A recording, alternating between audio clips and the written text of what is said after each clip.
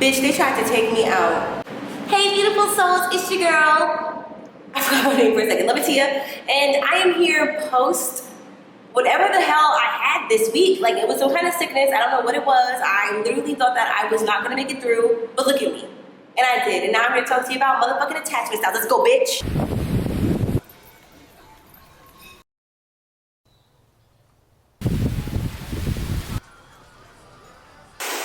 Yeah.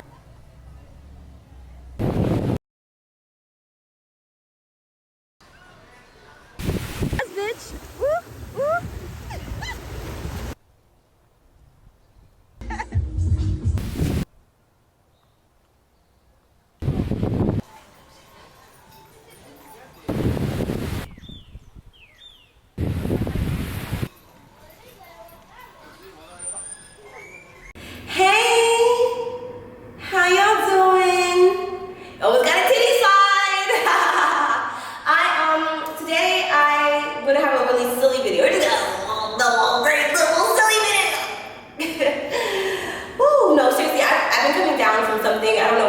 I just got back from Mexico City last week. I had so many plans. I had so many motherfucking plans, bitch. I don't know why I keep saying bitch today. Like, that's not, well, that's what we're doing today. So, this is, by the way, like a no judgment, like no organization, like no outline YouTube channel. This is literally just me talking my shit because I don't have therapy for another 2 weeks. So, today I wanted to talk to y'all about attachment styles, but I'm giving myself a lot of grace because I'm still recovering. You might hear me cough. And yeah, like honestly, I'm still learning about attachment styles. And I'm just in a silly, goofy mood. I'm in a silly, goofy mood today. So we're just gonna have fun. Okay. Alright, so what even is an attachment style, right? I'm just gonna go based off of my own definition, and then we can have a more intense, extensive video. This was just gonna be me talking off the dome. But we'll like get facts and stuff in it eventually. You just trust me. Trust me. So in my mind, there are 3 different kinds of like proponents of attachment styles or options for attachment styles, and then those attachment styles can vary into so many other different things. So you have secure attachment, anxious attachment, and then avoidant attachment.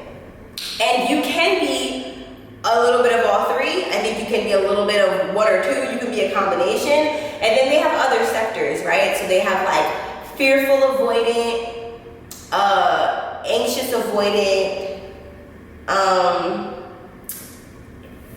anxious, there's so many other terms. I know that for a while I was fearful avoidant. But I think that, okay, I don't know where to start. I had this friendship. This friendship happened over the course of 2022, if I'm not mistaken. I have not talked about this friendship yet because it was so much heat around it. Not on my end, from somebody else's end, that I was like, it's not even, I don't want to say I didn't care that much, but I had so many other things going on in my life at the time. I just didn't feel like that was one of the story times I wanted to tell. I will be telling the story time in an upcoming episode because it's become pretty relevant.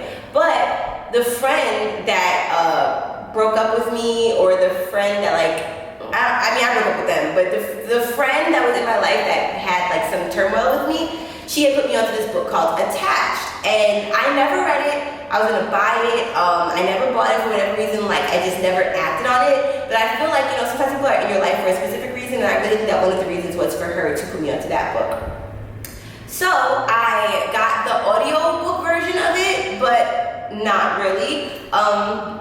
YouTube has it up for free, basically. And I realized that I actually think that I want to have the physical book. But basically, they help you break down what your attachment style is and how to have healthier attachments with people. Because I think that at the end of the day, the goal is to have a secure attachment style. I also learned from like the 1 hour that I've been listening to the audiobook that a lot of attachment styles actually stem from childhood.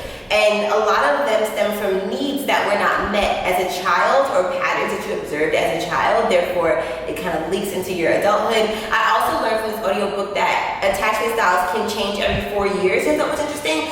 When people say things like that, I mean, I know that they claim that they've done an immense amount of research, but it's like, a human is a human, a body is a body, your mind is your mind. So they can put a timeline on it, but it's really up to you and how capable you feel like you are of being able to morph and grow through these attachment styles. And there's no bad attachment style, so they say.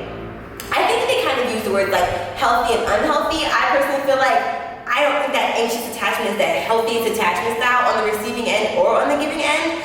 But we'll get into that. So I'm just gonna get like an article up just to be able to read to y'all like exactly what each thing kind of encompasses, and then that will help us put ourselves in somewhat of a category. All right, so first we're gonna talk about anxious attachment. Now this is an AI overview, so Lord only knows, we're just gonna go with it. It says anxious attachment is an insecure attachment style that can affect how people behave in relationships, feel about themselves, and respond to conflict. It's often caused by inconsistent parenting during childhood, where parents may be present and then suddenly absent, either physically or emotionally. People with anxious attachment may have lower self-esteem, be needy, and have a strong fear of abandonment or rejection.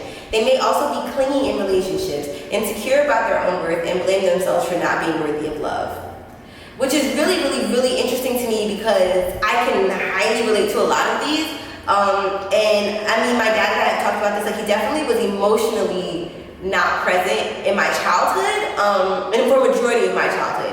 And then, inconsistent parenting, they might be present I thought that was very interesting, like present physically or not, and present emotionally or not for parenting. I thought that was very interesting. Okay. Signs of anxious attachment include obsessively looking for signs your partner is pulling away, assuming the worst about your partner's behaviors, fears of abandonment, low self-esteem, clinginess in relationships, thinking highly of others, blaming yourself or labeling yourself as not being worthy of love. Oh my fucking God, yo. Why would they treat me like this?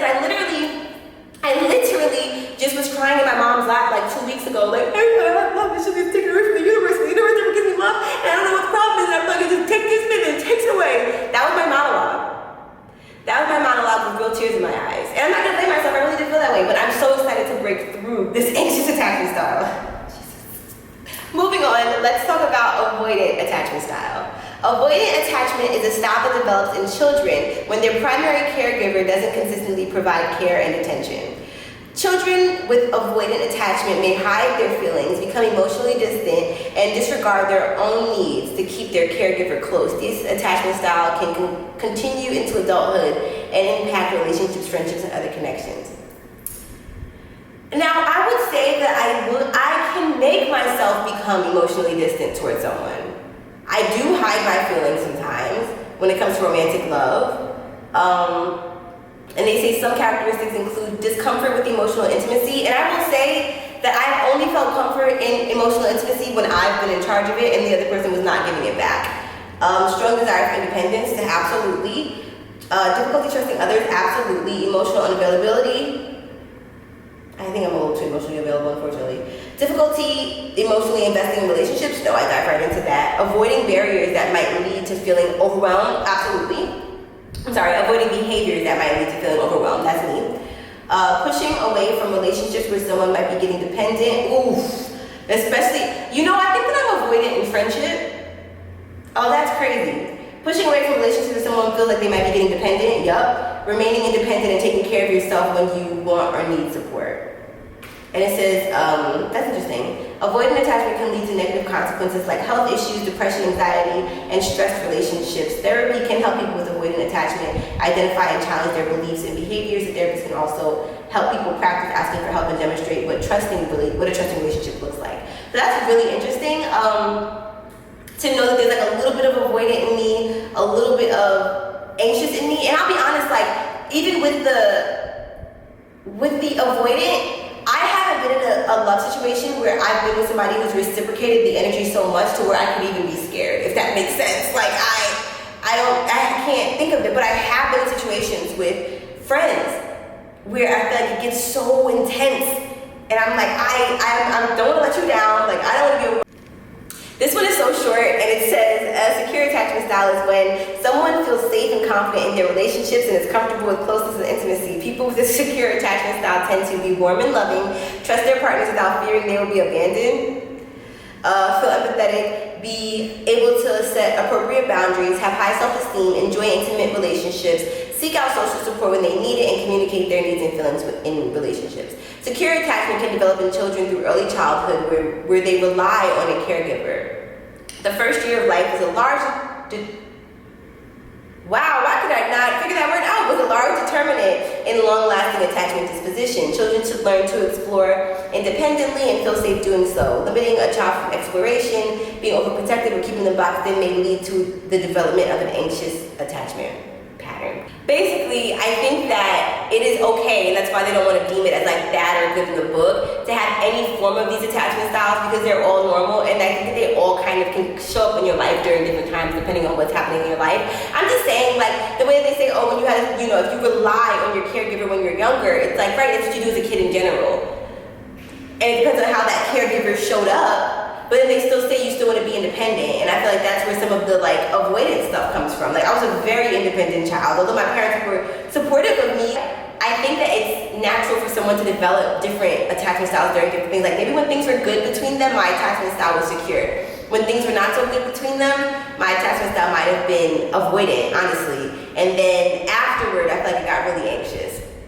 So that's just a breakdown of like what the attachment styles are, and now let's dive into what other options there are, like anxious, avoidant, and all that stuff. Alright, I'm gonna read off this list, and I can't even tell you where this is particularly coming from. It's like a lot of different articles and stuff. Oh, there's one more that I forgot that I did not mention. Oh, okay, this is how they have a breakdown going on. They say there are 4 different types of attachment styles. You have secure, and then you have avoidant. Avoidant is also known as dismissive or anxious avoidant in children. Then you have anxious, aka preoccupied, or anxious ambivalent in children. And then you have disorganized, aka fearful avoidant. All right. Now I wanted to look up more about what disorganized was, attachment styles. It says, all you need to know about disorganized attachment. Disorganized attachment is one of the 3 insecure attachment styles. Unfortunately, so it's 3 insecure attachment styles and it's 1 secure. Unfortunately, it is often seen as the most difficult to manage of the attachment styles, as it typically develops in a childhood of fear, inconsistency, and even abuse. A disorganized or fearful avoidant attachment style can develop when a child's caregivers, their only source of safety becomes their source of fear. As adults, people with disorganized attachment style can be extremely inconsistent in their behaviors and experience difficulties with their self-beliefs and trusting others. Such issues can potentially lead to mental health issues such as mood disorders. However, there is hope with the proper treatment and information. It is always possible to heal from an insecure attachment, even if you have disorganized attachment as an attachment style. In this guide, they'll cover and they talk about some more shit, blah, blah, blah. But I do think that they have all these other options. This is the option I was talking about, but I didn't know it was broken down. So like, scratch what I said at the beginning. I said we're living together tonight. Life update, the refrigerator literally just turned on, so you probably hear a hum now, and my camera died mid-video, but we're gonna push through, because what I was saying was that I should make an Amazon storefront and ask somebody to buy me a microphone, because this is too much. This is so much. But I wanted to just quickly talk about, before I conclude this video, what I've been learning about myself through this and how I feel like this was showing up in my life. And I will say that, like I said before this video cut off originally, was that we are learning about this together. So I may say some things, and then the more that I listen to this book, learn that it's the total opposite, or whatever the case may be. So like, please learn on your own, study on your own, like do what you gotta do to get the knowledge, but we're learning together per usual, how I always do on my channel. So I learned that I had to start really working on my attachment styles when I started dating again. And this is very recent, like within the last 2 months. And I don't even know if the people that I was dating knew I was dating them. I swear to everything I love. And that's when I knew. I gotta get my shit together, because this is weird. But like, fiending for somebody to text me, or like, just my thoughts were filled with this one person. And it was like, as beautiful as that is, and as nice as the experience was, and as gorgeous as I felt, and I'm sorry, there's a crane outside that came swinging around. But as beautiful as that experience was, I didn't necessarily feel like I was handling it in the most healthy way. Like, for instance, remember when I told y'all that I am not really all that keen on having kids, and when I met this person, the topic of kids came up, I was like, you know what, like honestly, I don't even mind having a kid. Like, that's your whole morals. You just took your whole morals and you changed it because you met somebody who made you feel really good for like a night or two, you know? So I don't think it is anything to judge, and I was judging myself, and I realized that maybe if I could just learn more about where this feeling is coming from, because it did become a thing of abandonment. If I didn't hear from them for a week, it's like, okay, so you hate me, obviously, you don't wake up with me on your mind every day. It's like, once again, it's just, I don't feel like it's the healthiest mindset to have. Even if that person did like truly like me and care about me, etc., like they deserve to not. I mean, I don't know. That's where communication style comes in too, right? Though, because it's like, I haven't dated in so long outside of these last 2 months that a lot of the old ways that I used to think were okay for dating, maybe they don't really resonate with me that much anymore, and I just don't really know how to shift or what to shift into. Hence why I started reading the attachment style book. But it's like wanting to text every day, right? When I'm really into somebody, I would love to text them every day. I want to tell them about everything that I'm going through in my life. I want to tell them about everything that I experienced in my day. I want to tell them about the ups and the downs, and I want them to give me a pep talk, and I want to give them pep talks, and I just want to send them funny things when I find them, and send them cute things, and that sounds beautiful. But if somebody doesn't text me every day, doesn't mean they don't like me. That's what it equated to in my mind. And even like when I would fall out of like with somebody, I would stop texting them every day. Like, you don't get the same privileges when you're talking to me, which is something else that I want to talk about. I want to talk about like friends and how I love the way I'm showing up for my friends right now, and I love the way my friends are showing up for me. And they're setting the standards where like if my person doesn't treat me like my friends treat me, I don't want it. So I had somebody in my life who I felt like was giving me excuse after excuse after excuse as to why they couldn't communicate with me. Not only that, but I know we're communicating with a multitude of multiple other people. And we're giving me these excuses after the fact instead of curbing the anxiety or whatever the case may be and saying like, I'm gonna be gone for the day, that I can't wait to catch up with you tonight. It's just simple things. I also do think that it's okay if you know that your partner has an anxious or avoidant or dismissive attachment style. I think it's okay to work with your partner with the attachment style that they have. Or at least that's what I would want, especially if I'm actively working on it, right? Because I've had friends who have had anxious attachment styles and are not actively working on it and have literally pushed me away because they have been clingy as shit. And I'm not that friend. Like, I'm just not that friend. There are friends for that, and I'm not that friend. But if you're actively in therapy and working on it, and you're aware of it, you can put a name on it and all this stuff, then that's okay. Like, I had a friend who's very, very, very anxious. And if I didn't text her back, she'd be like, I'm bothering you, I know, I'm sorry, like, I'm gonna go away now, or I won't text you again, so you text me, or whatever the case may be. And it was like, that was a lot. And they acknowledged later on in life that was a lot. And it was just based off of things that they were going on in their own lives, with their own insecurities. And I think that's the end all be all of it all, right? Like the self-assurance, the independence, the valuing my time, valuing my energy, valuing my emotions, and not putting myself through this emotional ringer of, if this person doesn't reach out to me, they hate me, you know, or they don't like me, or more so they don't respect me. And they don't care about me if they can go that long without, like, that's the mindset I have right now. And I know that when I graduate from like attachment school, and talk to my therapist about this on the 31st, like I'll have some more insight and I'll be able to see the light, because I don't think that this is healthy. It doesn't feel healthy to me. So I feel like I'm kind of back at square one, especially now that I've learned these things. I feel like those people who were put into my life, it's very clear why both people were put into my life. And I feel like one of those main reasons was for me to really dive into my attachment styles. So I told y'all, I think I told y'all this earlier, I took the test, it said I was anxious avoidant. Took a test again, it said I was secure. And that's not it. I mean, maybe at some portions of my life in certain realms, but definitely not necessarily in dating, I don't feel. So let's get healthy together. Let's figure this out together. These motherfucking attachment styles. Ugh. What kind of like experiences have y'all had with your attachment styles? Which one do you feel like you are, and how did you realize that you were that one?